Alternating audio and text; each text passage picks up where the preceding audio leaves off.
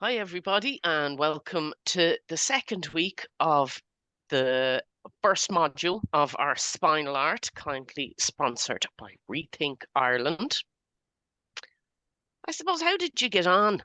Did you get a chance to experiment a little bit with collage and gesso? And look, I know that the first, I'm looking back, I didn't finish my writing bit, but my mine dried out nicely, and I kind of didn't want to put any writing on it then because it sort of looked like a little landscape. And I also continued with a bit of a washing line theme, where I put napkins in the background, let that dry, and then I cut out some kind of half things about clothes, because some days I like to describe when I'm having a bit of a bad day as I feel a bit washed out. So I did a version, not that I have red hair, but I did a person and hung them on the washing line with a bit of a cloud, and the pink and blue were ripped up pieces of napkins around it. And once the collage was dry, I could kind of work on top of it with marker pen, and that's the white text.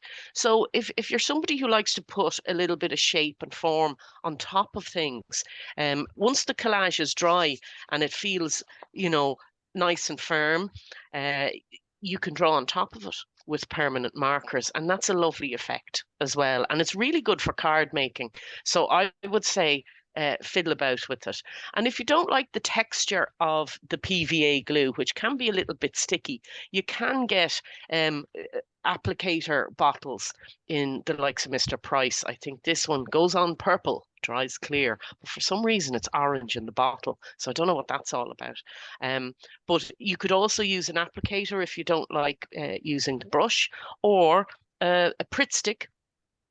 You could stick things down with a Pritt stick first and then paint the PVA glue on top, and that'll give you that hard surface then that you can keep working on. So that's that about collage. Now, it's early days, everybody's very shy, so I only got a few journal pages text to me, and I got one from Johnny and one from Rena, and I love getting them because it kind of shows how, with the same envelope of materials, albeit maybe a few variations through it, people can create very different things. And this is not about creating perfect art at all. This is about creating moments of expression. And oh, sorry, my watch is talking to me, so it's listening to my voice. So I'm gonna have to turn that off. Um, hopefully that works. So Johnny said that his piece with the two figures was loosely inspired for International Women's Day, which I was very pleased about, and Rena's was inspired by the seasons. And I loved it because I love the different heights in the composition and the different tones of color, the use of the napkins, and cutting up pieces of paper to form the trees. So this week, we're going to create something a little bit quirky, and we're going to explore drawing and texture. So I'm going to go to my blank page, but for this we need our journal, a pencil, a black biro. I have two here in case one runs out because that ink is nearly gone. That's just like a Bic pen. You could use a marker pen or coloring pencil. And assisted drawing is a great way to start practicing your drawing. So we're going to position our hand, our non-dominant hand, on the page and draw around it. And then we're going to add a few lifelines in the palm. And you can kind of look at your hand for inspiration. You can see everybody has slightly different palm marks, or I'm sure a fortune teller would have a great time with us. So I'll just click to the first slide, because what I'm doing is I'm just going to put my hand, and like we would in school, put my hand down on the page, and then I'm just going to get my pencil and draw around it. And I might even include a bit of wrist. So I suppose this is the assistive part, because we're going to start off with the shape of our hand.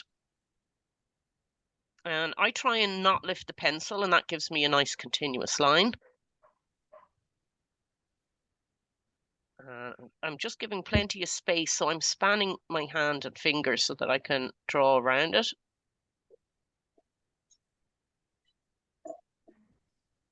Holding it in nice and tight to the fingers taking my time, nice and slow, so that I can get round all my knuckles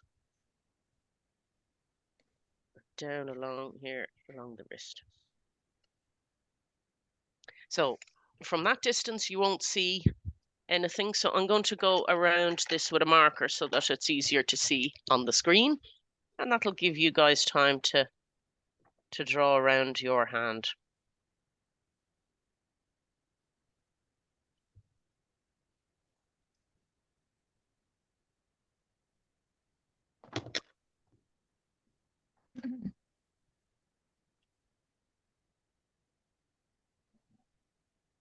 Actually, the funny thing about a hand is we use our hands as tools all the time. We're very good to kind of practice drawing. And actually, one of the first or earliest cave paintings found was a hand pressed into pigment, which was probably just earth, mixed with maybe some animal fat to bind it together. And it was pressed on the wall, and it's still there in a cave somewhere in France, which I think is really interesting. So I'm going to turn my hand around and I'm going to add in some gestural lines. You could look at your hand for reference, or you could half invent them. Sure, nobody's going to be looking. I might do this with the biro.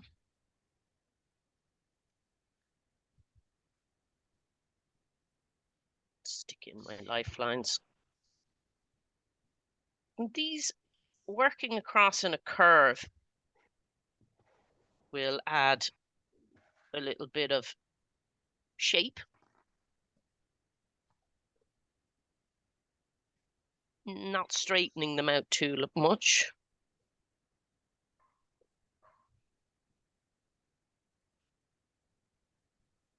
These would be kind of directional lines that animators would use quite often, just to give a very minimalistic sense of shape.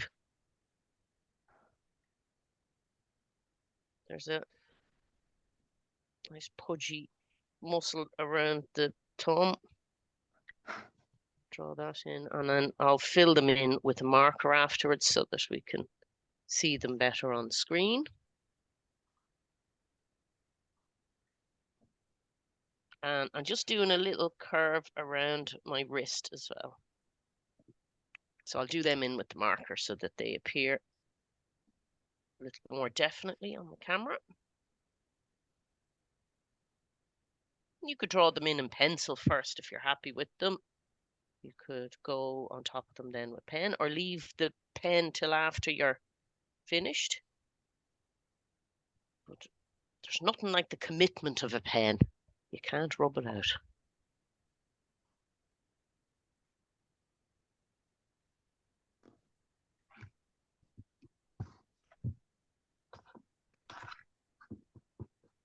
So I have my hand shape and my lifelines down, and I'm content enough then to move on to the next slide. And I'll talk through this, and then I'll just turn off the screen share so that you can also sort of see some of my hands working in motion. So drawing without texture, a line drawing, it doesn't really hold any three-dimensional shape. And adding shading allows us to build texture and build body in the shapes that we draw. Oh, I skipped on there, apologies. So the direction of the lines is important. So I'm going to ask you, very odd request now, take one finger and we're going to use a series of lines, short lines, and we're going to try and make it hairy. So it almost kind of forms a fringe around the finger. So it should, yeah, look hairy. And then we're going to try do curved wobbly lines to create a brick pattern on the other finger. So I would start at the top, almost like a Christmas tree, and we'll start building up some lines, little short lines. I'm going to do it with the biro, and then I'll work some of the marker in, and make one side a bit darker. So it's just going in a curved fashion around the finger.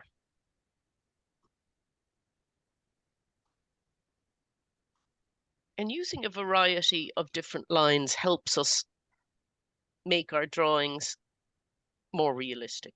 Obviously, you're not going to meet somebody with fingers this hairy, but it's training us in a kind of a quirky way to consider different textures.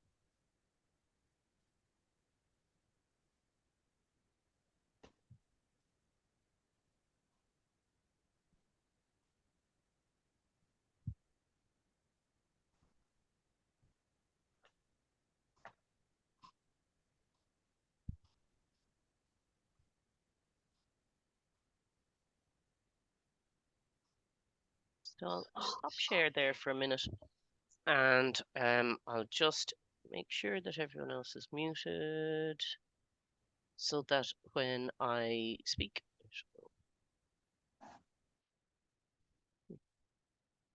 so hopefully that's coming up as a large screen when I talk, is it?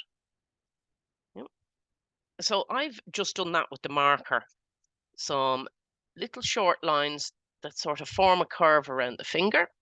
And I'm going to start working on the second finger, some circular bands, so that then I'll make it into a brick pattern.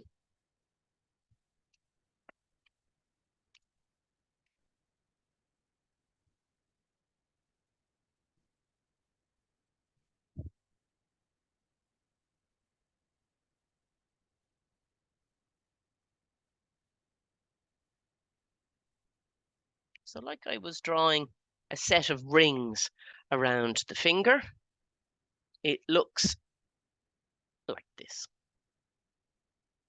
And once you have those curves in, it's easier to invent the brick pattern.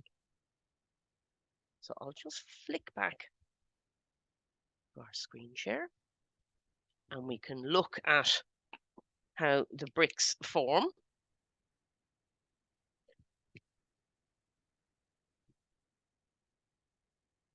So they alternate one line in the middle of the top of the finger, then you skip a row and you can put the same line in the middle again, skip a row, and that way we'll sort of be able to get a little bit of a brick pattern. So it alternates.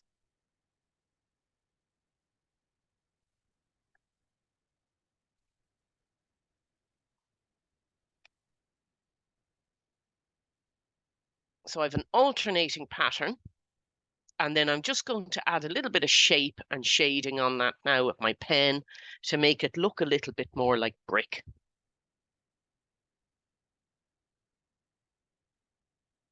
Yeah, and they're curved and they don't have to be too straight. I'm going to make some of them a little bit wobbly so that they look more like an older brick.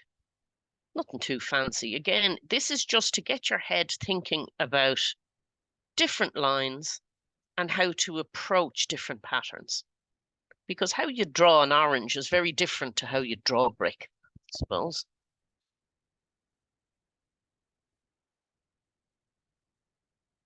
Now, one trick people use when they're drawing is, and illustrating, is called cross-hatching, where you choose one side of an object to be darker than the other side.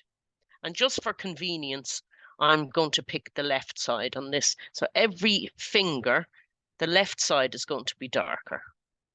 So I'm just going to make my shading a little darker on the left side, and that will create this kind of little illusion of making the finger look a little curved and more three-dimensional.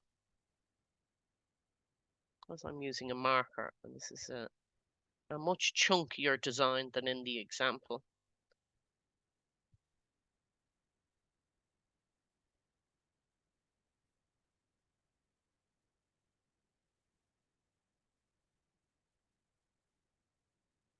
And you can build the cross hatching or the little shading lines up on the left hand side then when you're happy it's dark enough.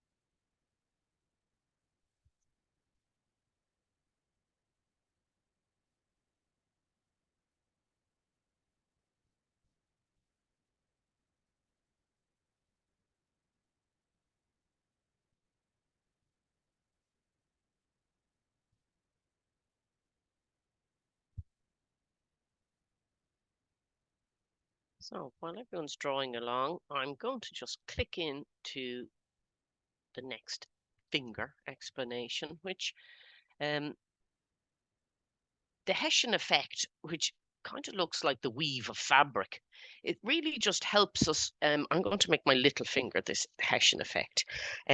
So what I'm going to do is draw lines down the finger, and just like we did with the curved brick, I'm going to do them curved across the finger. So I'll do my downward lines first because that'll be easier to. So they're straight down the length of the finger. Long lines. So it almost looks like a pickle at the minute. And then I'm going to do the curved lines at the top and start putting them gridded, curving them around the little finger. And it doesn't matter if some are a little wider than the other, we're not robots. But it's just going to give us an idea of shape and keeping that curve because technically our arms and our legs are cylinders. So if we accentuate that curve when we're drawing or shading, we're going to bring much better three-dimensional effect on. I'm going to leave some of the little lines at the end tailing off so that it looks like hairy Hessian fabric. And I'm going to do a few sticking out the edge as well. Don't think we use Hessian much nowadays. It would have been used for sacking and in under upholstery. And I think for a while, a couple of hipster cafes around me now had itchy Hessian cushions, which I refused to sit on. um, but it's a good way of explaining how you can get this effect and using this weft and waft kind of thread line up and down the finger gives us another pattern.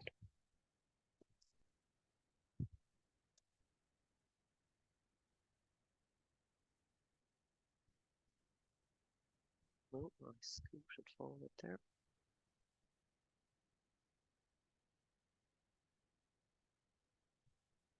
And I suppose the only way to describe the next finger is a scaly effect.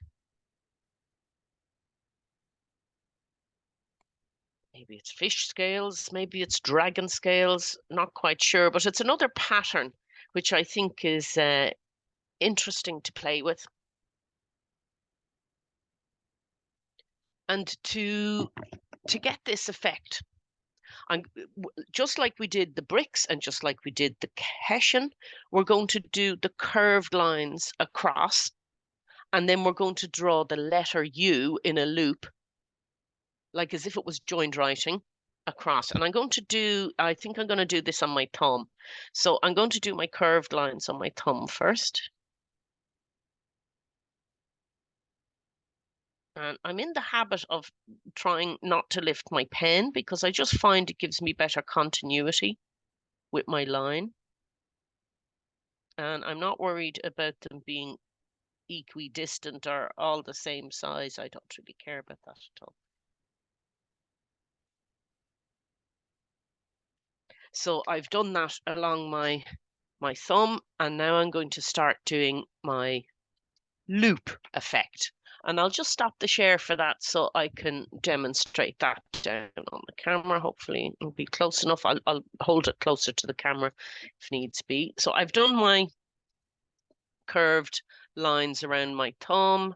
It looks like a little kind of cone.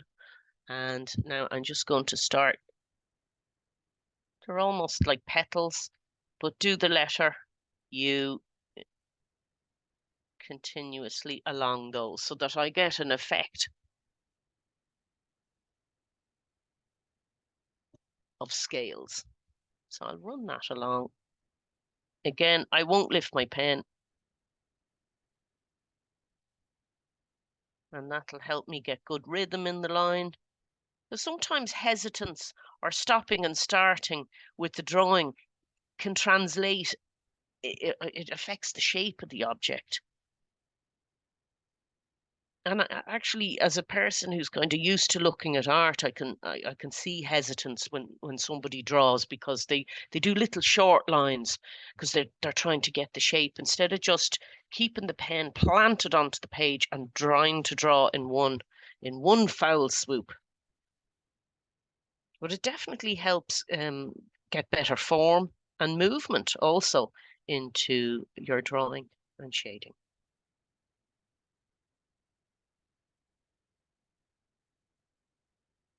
Now, I definitely don't think this exercise is about aesthetics. It doesn't want to be or doesn't care about being aesthetically pleasing. It is more about learning to experiment with the lines that you make and how you can create different lines. That's probably a better shot of my almost chainmail thumb. I'm going to do a little bit of shading then on the left hand side so that that can be seen.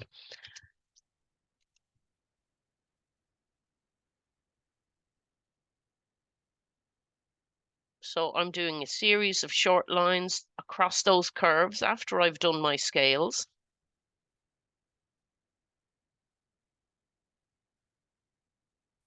And I might do the same on the Hessian finger as well.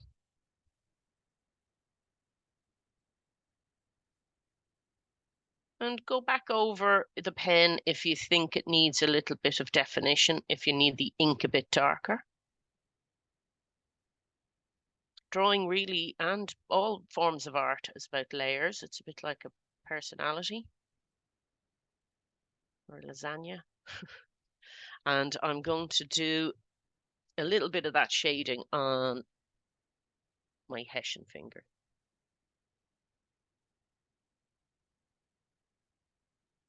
And studying or having a look at the drawings of other artists is a great way of understanding how just using something flat, a piece of paper and a pen can help you make textures. I love looking at the drawings of Van Gogh. I have a book of drawings of Leonardo da Vinci, and his are great because he leaves all his mistakes in there. So it's really encouraging to see a six-legged horse.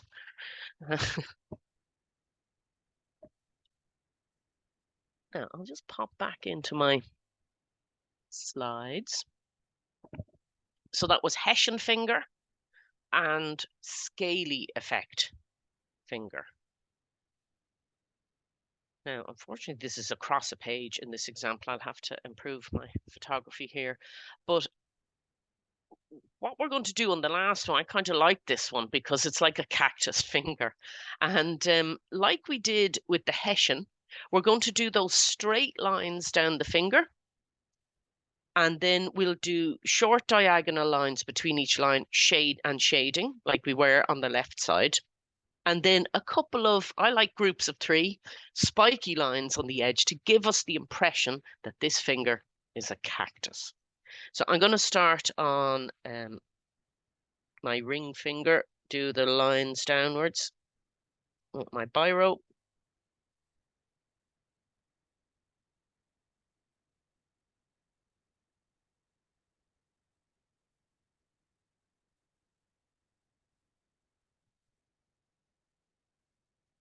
You don't need too many of them now.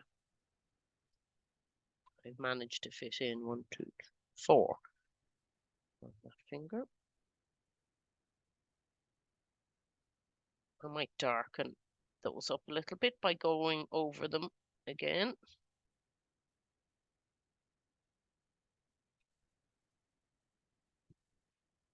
So on the left-hand side, I'm going to do some short diagonal lines. So they're going to be tilted up a little bit, and that's going to help me build up the shade on the left-hand side.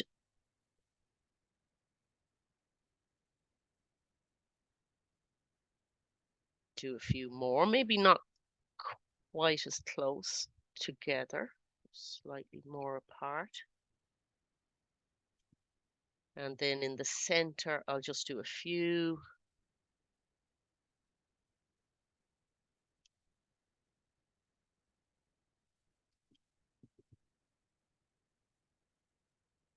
And I'll do my groups of 3 randomly on the outside.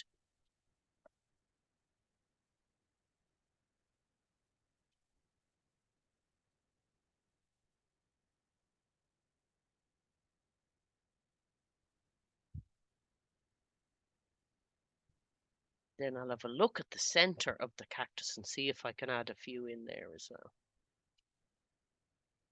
And they don't have to be exact on each side. You can have them unsymmetrical.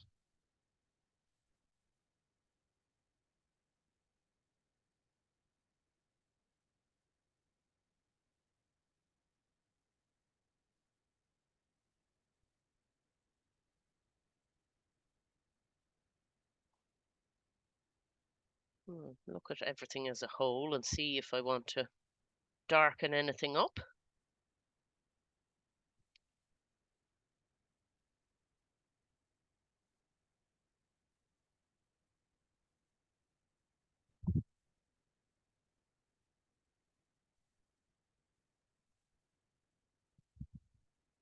Yeah.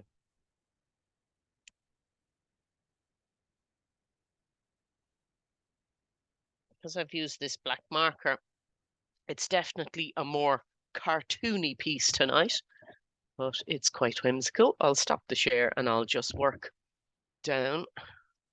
Just my light down on our keyboard.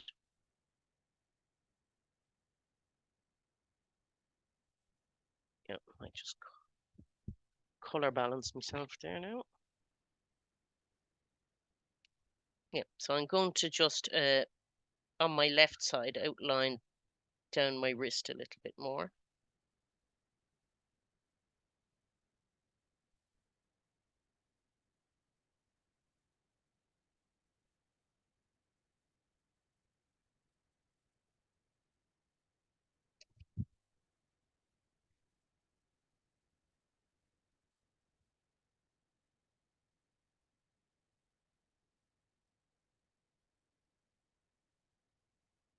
The nib is quite large on my marker, so precision won't be available. But I'm going to add some color in the background just for the crack. I think because of the style of this drawing, I'll keep it a little graphic.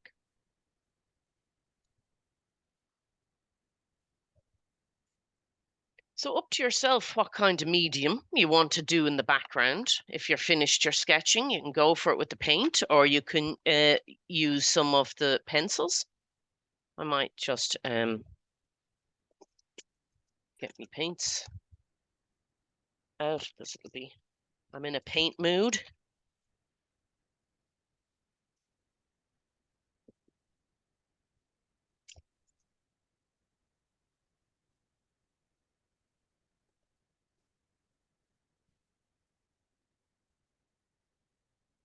Just wet my brush. So as with most paints, they haven't been used in a while. They'll be quite dry. So I'll just agitate that a good bit before I swoosh a bit of color on.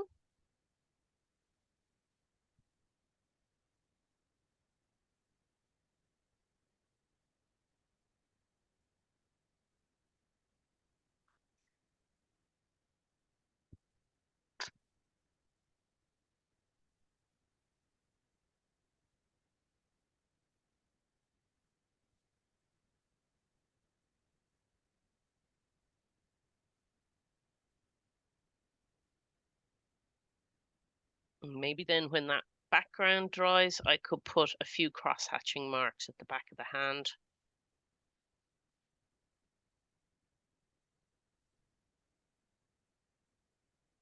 So I suppose these are just more or less color washes. I'm not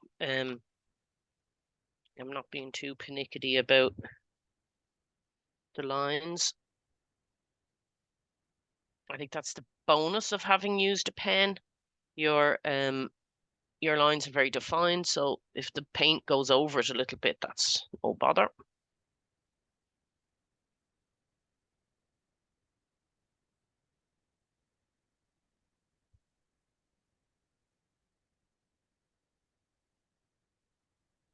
But the key really is getting the bristles of the brush and a little bit of water into the paint so that the pigment is very, very strong. It's a bit like using soap. You have to build it up into a lather. If you aren't seeing strong color, you need to agitate it more.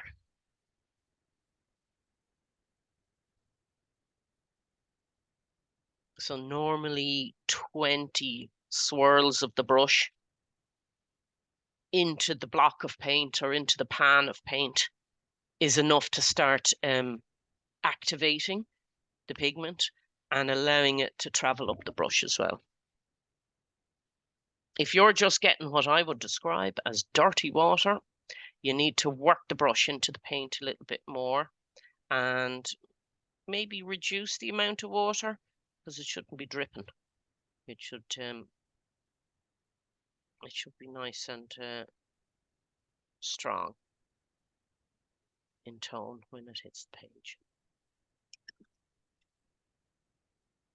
I think I'm channeling my LGBTQ plus flag here with maybe some extra colors because I did too many stripes. I might just throw some more at the end.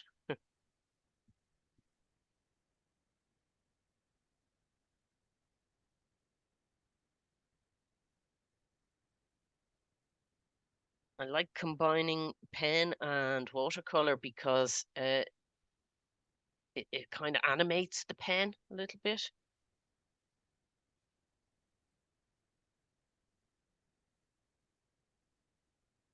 And if you feel your drawing's a little bit lost within the picture, you could always outline it after the wash of paint goes on, so that there's this flexibility to build up the piece of work without committing initially.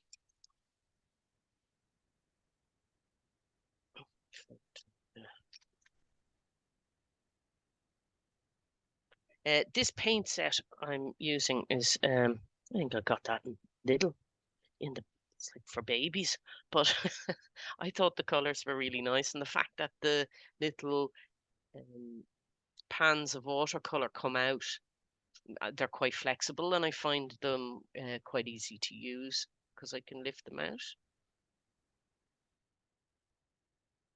But you could use your pencils either if you're more in the mood to do a bit of shading. But you can't beat paint for a nice quick um, effective burst of colour. And I suppose we need to demystify the fear of paint and the need to control a stick with hair at the end of it and all that crack. You're better off just throwing it at the page and then seeing how you get on.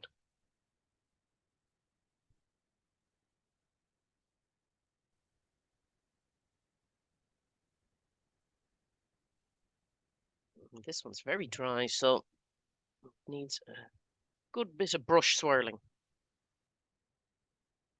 to wake it up.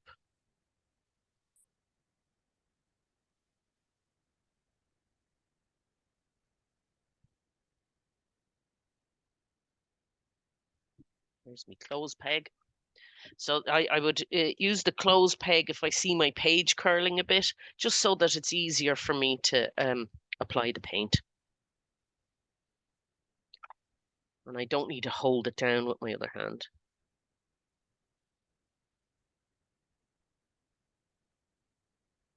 Oh.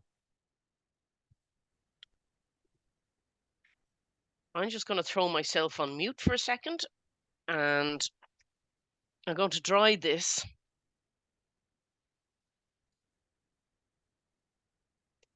And then I might be able to work on top of it a little bit more with my pen.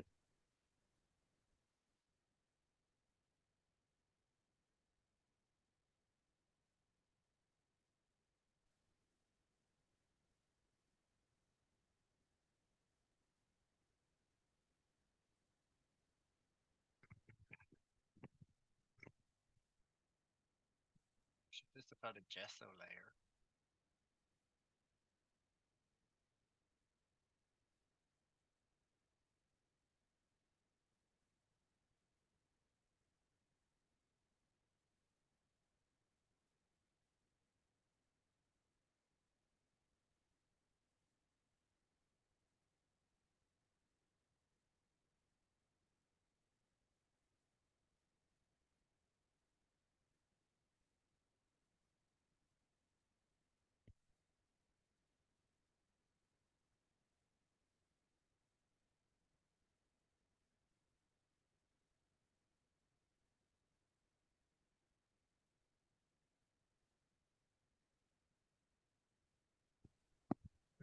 Now, I'm back. I think that's quite jolly.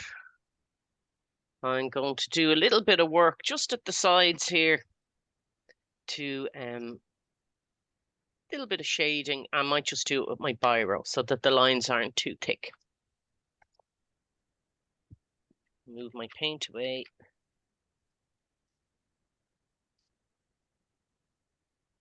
And the water, just in case I drink it.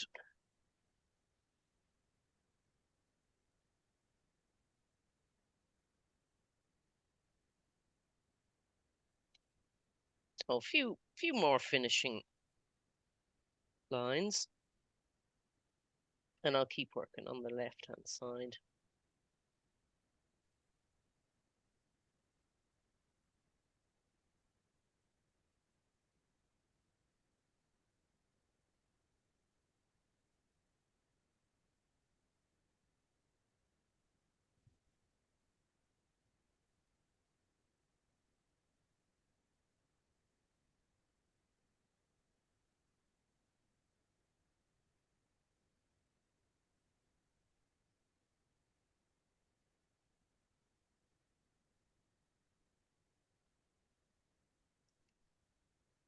I lost one or two of my lines under paint, but just add them back in.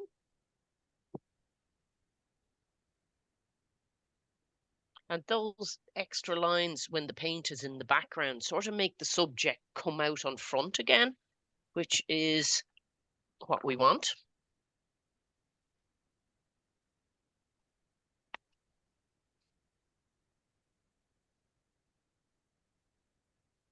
And combining materials like this is very effective for illustration and sketching, and especially in your journal. Next time you're in a bookshop, have a little look at some of the illustrative styles. There may even be books in your house that you are attracted to, and you might learn a lot about your art style by looking at what you like, what you don't like. So I'm kind of happy to leave that as is. We have something in the chat. Do we? I'm just wondering if this should have had a gesso. Let me just get the full message. Gesso layer. You could have. We're not going extremely heavy with the paint, so the absorbency in the page should be enough to take a few washes of paint tag. But if you wanted to work quite a lot with heavy materials on the page, definitely you could use some gesso. Or after the fact, if you thought, oh, I don't like the way I put too much pen on that finger, you could go back in on top of it with gesso to um, to work a little bit of extra detail into it. So Okay. yeah, by all means, it's kind of up to every artist if and when or how you'd like to use your gesso. So I'm going to prepare the next little exercise. I'm going to flip my book over. And I think this one's quite playful. And don't panic if you haven't got the first one finished or the hand finished. You can always come back to it, or you can continue working on the hand and just listen in for this one. But I think this is quite a playful one, and you can either do 22 or 23 dots and just place them randomly around your page. I'll do mine with the marker because this is already marker. So counting isn't my forte, so I'm going to just stay silent and concentrate on it.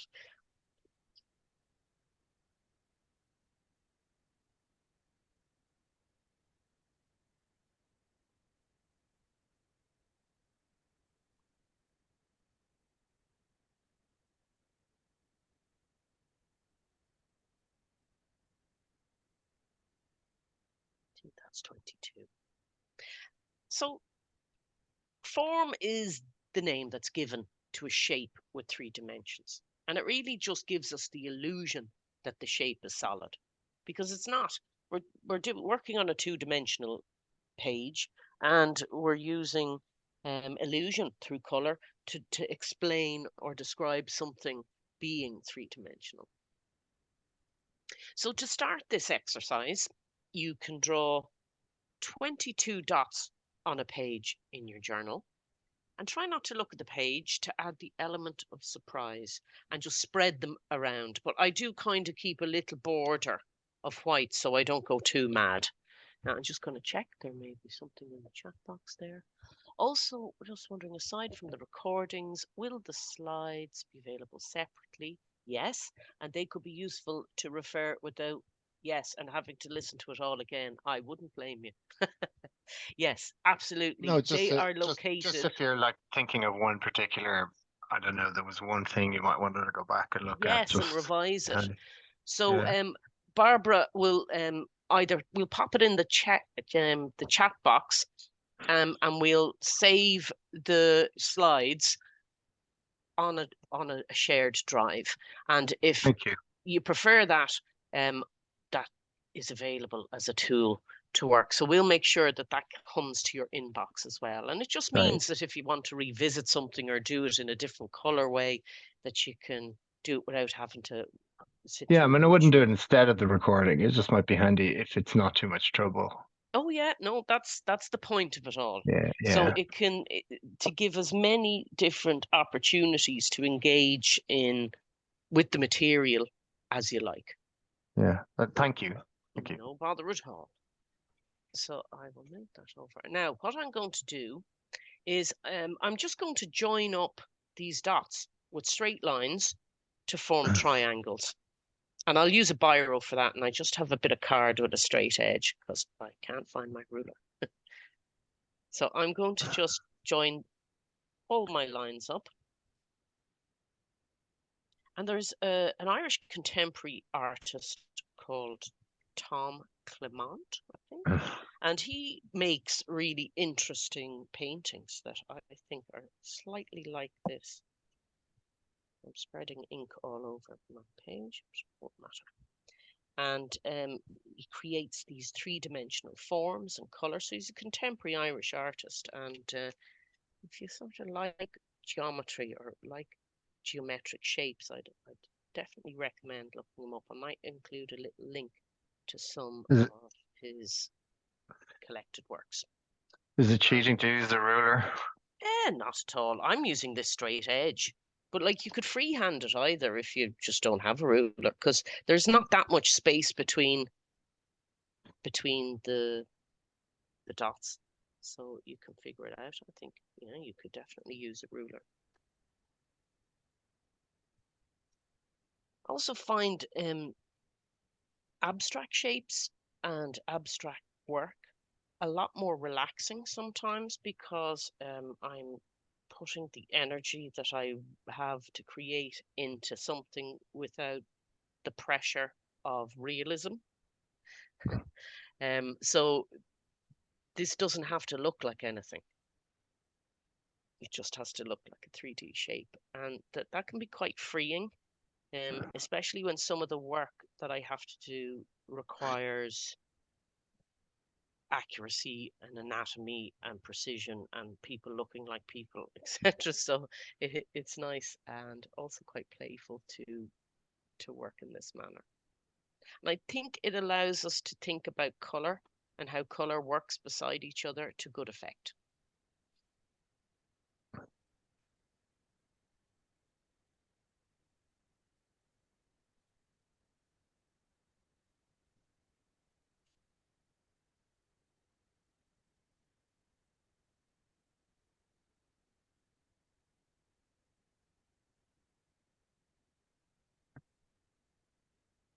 And you can choose to leave one or two unjoined, so it might have a little triangular edge. That's up to you, or you might want to make it a whole joined up form.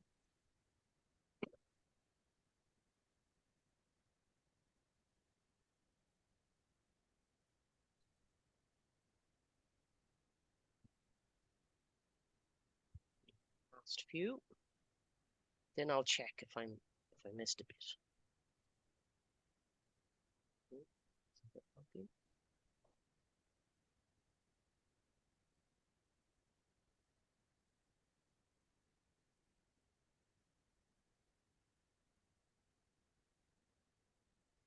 I'll just fill in any that are missing. I might leave one gap there in the middle just so that it's an interesting shape. Yeah, no, I'll leave it like that.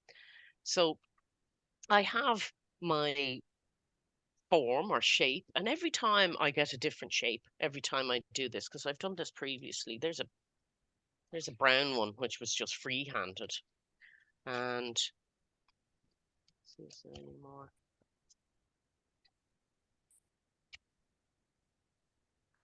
Yeah, no, just that brown one in this book.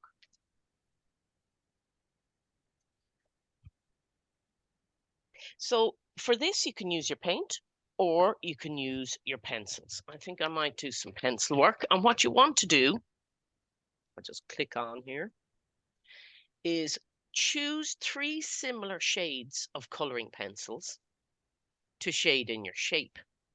And just try to make sure that each color doesn't touch. So it's a little bit of a visual problem solver, a little bit of a puzzle.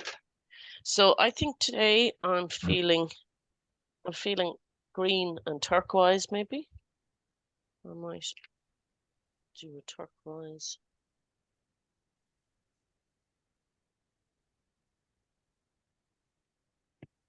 Yeah, I might go with these 3 shades: turquoise, green, and a light appley green. But you can choose whatever shade you'd like yourself, and then you just go to task. Now, I don't know if you've played around with your coloring pencils, maybe. Have you discovered that they're water soluble? But you can use them dry or you can use them neat. I think just to start this off, I might just start going in with the dry pencil. And I think I might put a painted background in today.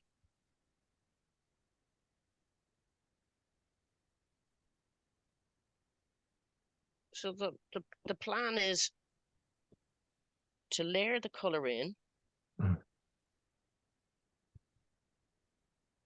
hopefully they won't touch sides if I'm concentrating enough. Now I'll stop my share and just flip to my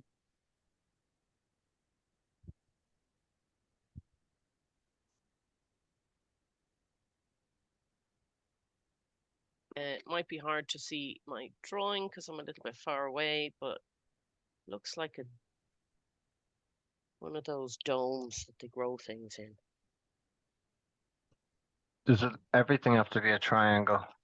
No, if you want to make it not a triangle, that's fine as well. It'll be some form of a geometric shape.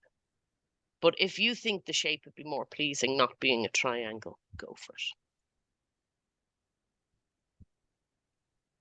It'll still have a geometric look, some shape or form.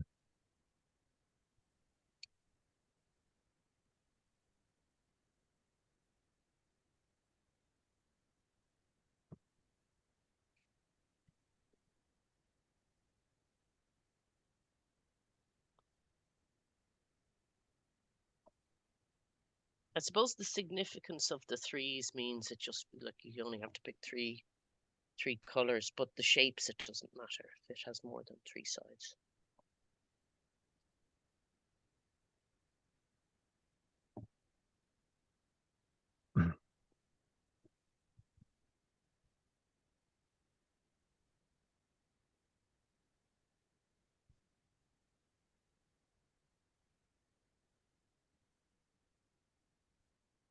And when we write, we do hold the pencil upright quite a bit. So if you're trying to shade something, it's good to have a long nib on the pencil and hold it flatter to the page.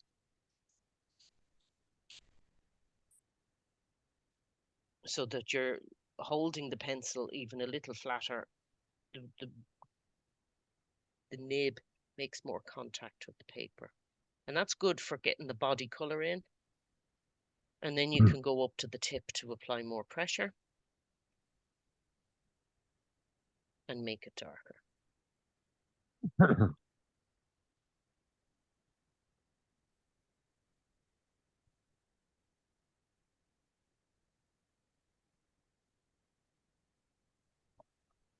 So I might bring back my little jar of water and get a smaller brush. The water looks a bit dirty, but it'll be grand.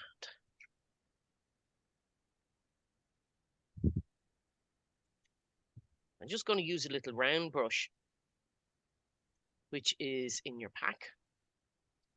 Sometimes they have hair gel on them. I don't know if it is really hair gel, but they kind of have a brittle thing, so you sort of have to scratch that off. And I'm just going to wet the brush a little bit, just make it damp, and then run it across one or two of my painted squares. And that will convert it into paint. I might even be able to move it around the page a little bit too, because the pigment is technically movable.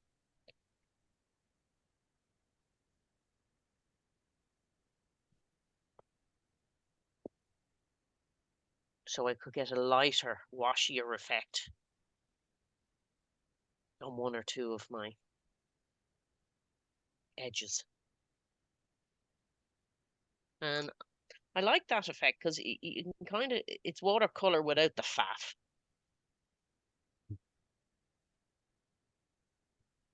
It's also really good for illustration. Can you use one of the thinner brushes from the other pack? Yeah, I think this is one of the larger ones. There's a brush in the pack with the thing, but I don't know if the hair behaves enough. Sometimes if the hair is too soft on the brush, it's very hard to control. It's only really good for washes or mopping around the place. Yeah, I think I'm Those gonna go with a Taclon thinner one. brushes with the orange handle, they're a synthetic hair brush, so there's a little bit of control in them. Yeah, I might go for that.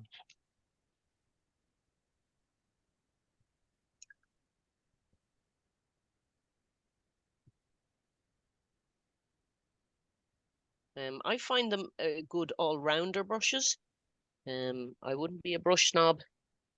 I wouldn't buy animal hair brushes because I just don't think they're good value for money, and they retain too much of the paint pigment because I'm a greedy girl and I use my brushes on in different medias. I would use it in acrylic, gouache, whatever way you pronounce it. The North Loud accent pronounces gouache very badly, and I would use them with oil paint as well once they're cleaned. So I'm going back to dry pencil again for a while, but I'm finding I'm liking the variation. So I can shade half my object with the dry pencil and then pull it around with the wet brush. And that gives me a lovely effect too, a bit of gradiated colour. Ooh, look at me, I've done a four-sided shape there too. So I'll colour that in with a bit of dry pencil. Now you can dip the pencil in the water, but I just find that it makes the nib a bit mushy.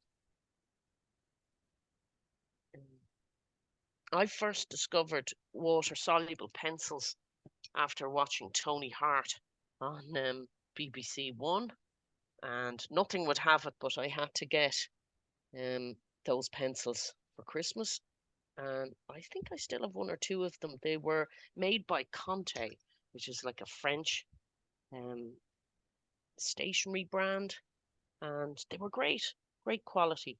And I fooled everyone for ages thinking I was really good at watercolor, but actually it was those pencils. Um, so yeah, a lot to be said for good materials. Oh, a nib. Actually, if you do break a nib, you could crush it up and use it for paint, which is kind of cool.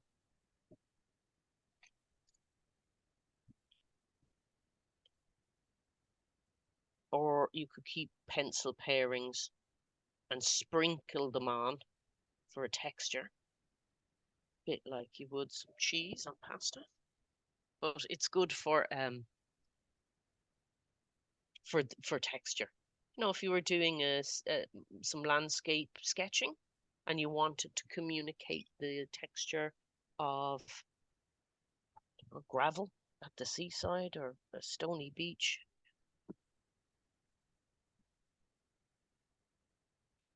Let's see if I have any pencil pairings. I can do that after. But yeah, it's good fun.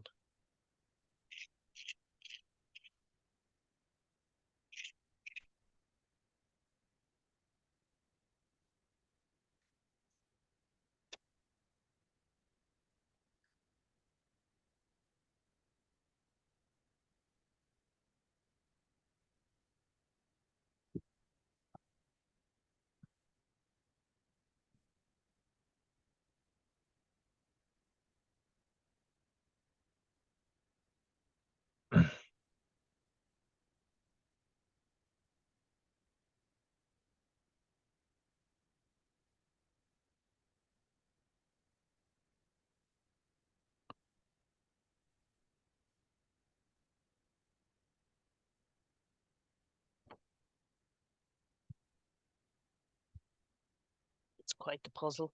Which color do I put next? Yeah, here we go. So I'm just going to really roughly shade them in. I'll show you what that looks like up close. And you can see the difference between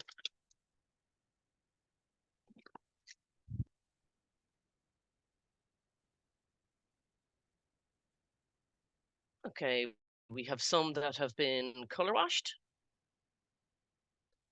These are the ones that are scribbled in, and I'll apply the water to them. So they don't need to be flat coloring. That's just flat shaded, dry, that green. That one's color washed. And this one was painted with color from there. So it's giving me different tones. That one's very, very pale. So if I take my brush,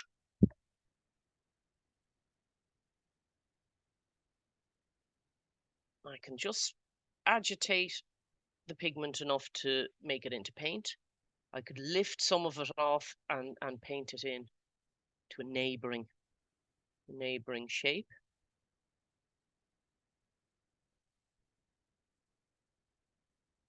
Clean my brush, do the darker green, activating that now with water on the rough colouring. Transferring some over to this side, which even looks like a lighter colour, even though it's not, it's the same green. So there's good variety here, and this kind of safe space for experimenting because we're colouring in this shape. The more you use your materials, the more confident you become with them. And I'm not a huge fan of rules because I just think they restrict our activity. You know, oh, I can't do this yet. I have to watch 5 YouTube videos. No, just do it and see what happens. So it can be handy to research ideas for sure. Right, my last few squares, and then I'm going to throw a bit of background colour in. I'm a big fan of backgrounds. I just think they push the subject out and they give good depth. And I always used to tell the kids who would come to art class with me, all the ones that win the art competition, they have always done their backgrounds. I'll just back to the screen share so that you can have a look at the larger image. And that one is mostly coloured. There isn't a whole lot of watercolour work on that one.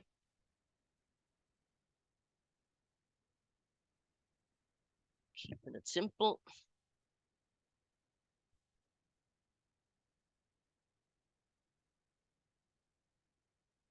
And something like this doesn't have to be done in one sitting. You can come back to it, because your hand can get fatigued if you're just,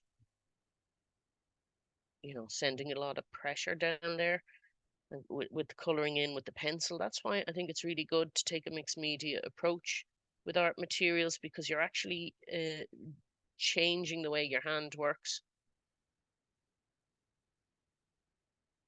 And always watching your posture too, because once you're engaged sometimes with an activity, you wouldn't realize that you could be your head hanging down quite a lot, and that would put a lot of strain on your shoulders and neck. So it is important to wander off and rub a dog or have a cup of tea,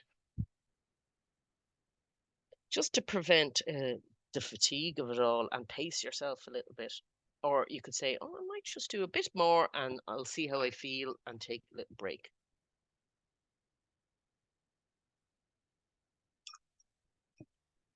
One more square, light green. And then I think I'll do a black background because I'm feeling radical. And I'll go back to me paint for that.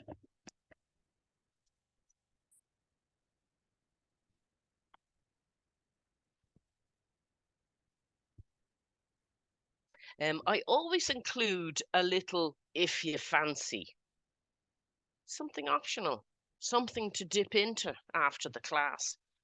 And here's my challenge for this week. Try creating a page with a drawing of a textured object on it. A page of textured cubes. And I have included a little link to a little video about texture and drawing techniques. And you can just copy and paste that into your browser. I am fascinated with 3D shapes. I think if you can draw a cube, you can figure out how to draw a chair or how to draw a house, because it is the kind of law of man-made objects. And they were the things we used to doodle in school. And I think it was one of the few things I learned or retained from maths class was how to draw a cube. So I've included that in there to see if it can jog your memory. And there's a bit of brain training in it because it's all about parallel lines. And everybody would have learned a different way to draw the cubes. Maybe you start with a square and you overlap it. So I'd love to see a piece of work or two or some photos inspired by cubes. So all the material covered in tonight's class is available on the G Drive, and we'll include the slide deck so that you can just dip into that if there's one or two things you just want to look back on. But if you have any questions, always please text me, and there's the number, or you can get me through WhatsApp, or Barbara, you could email us at spinalinjuriesart@gmail.com. So Barbara, I'm going to ask you to stop the share.